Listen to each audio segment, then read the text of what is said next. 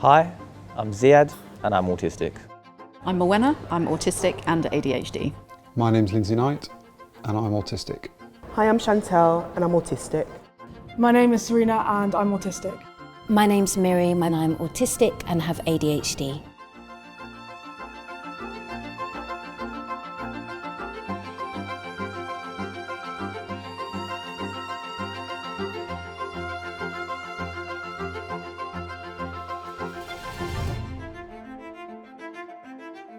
I'm a trained mechanic.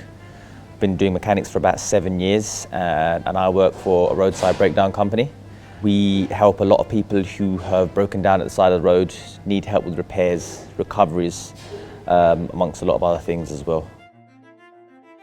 Hyperfocus. It's something that I have and it can help me a lot with doing repeated tasks very fast.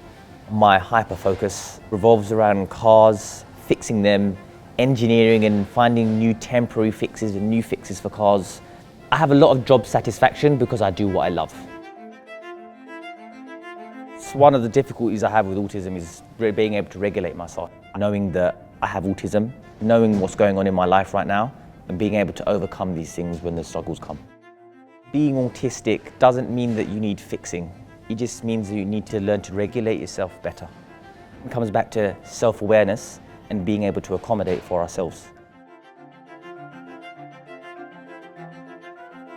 My long career is 25 years of writing and editing, but in the last 8-10 years I've moved into training and coaching, and that's pretty much what I focus on now. I don't put limitations on myself, but I do kind of notice that I have lower energy than other people. I quite often use the analogy of a thimble and a bucket. So a neurotypical person would have a bucket of energy and I have a thimble. So I have to spend that energy really wisely. But the flip side of that, there are days when I've got so much energy and so much drive that I can do a week's worth of work in one day, and I can achieve far more than anybody else would. I think I bring what all neurodivergent people bring. Statistically, we're shown to have greater degrees of creativity and innovation. I think that's partly circumstantial because if the world isn't built for you, you redesign it.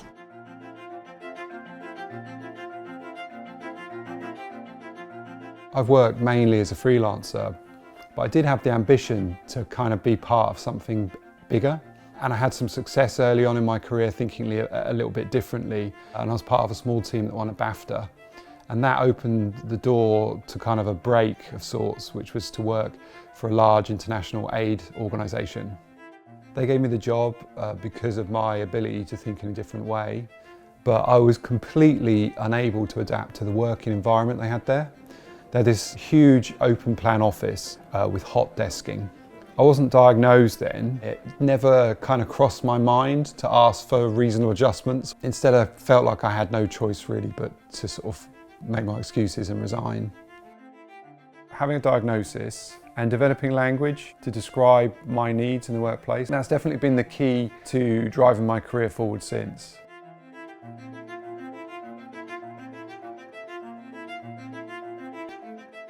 I'm a newborn hearing screener. So I do hearing tests for babies from birth onwards on the maternity ward and in the community. From my younger years upwards was difficult for me because I didn't realise I was autistic. But then as I got older, I sort of realised that I had to change and sort of mask to be in certain roles. Being diagnosed, that gave me the confidence to ask for reasonable adjustments. Just simple things like I wear earplugs, so it just cuts out a lot of background noise and that helps me just to be a bit calmer, able to collect my thoughts and get on with my admin work. I think I'm a very determined person. Any barriers that I have, I will find a way around it to get what I need.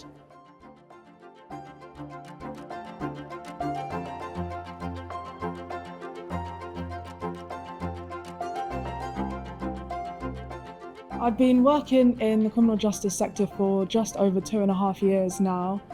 I work primarily with offenders, trying to help them navigate their way through the criminal justice system. I've had really good managers in my workplace who've let me have things like wear different uniform. It's because of my autism, I was very sensitive to the fabric that they used and always had this thing telling me I was just very uncomfortable. To be able to literally just wear a different shirt meant that I didn't have that anymore. I could actually just fully concentrate on getting the job done. My advice for autistic people seeking employment: try and see if you can identify what things are not negotiable for you. Like, that's where the reasonable adjustments come in, with the things that aren't quite right.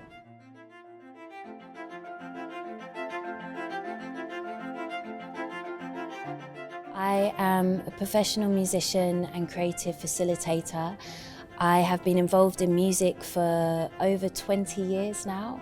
Sensitivity is really important, being empathetic, organised. I remember being like about 5 or 6. Me and one of my siblings had friends round and we were just having tea, and then I was just being myself. One of my siblings' friends was like, "Your sister's weird." And I always remember that. At the time, I remember thinking, oh, don't know how to take that, but now I think that's beautiful. Let's be weird. Some advice I'd give to my younger self is to embrace your differences, finding your strengths, because that will really benefit you in the workplace when you get older. And when we know what our strengths are, we can sell that in what we do for our work and know that it's not a weakness. It's an important part of who we are and what we bring.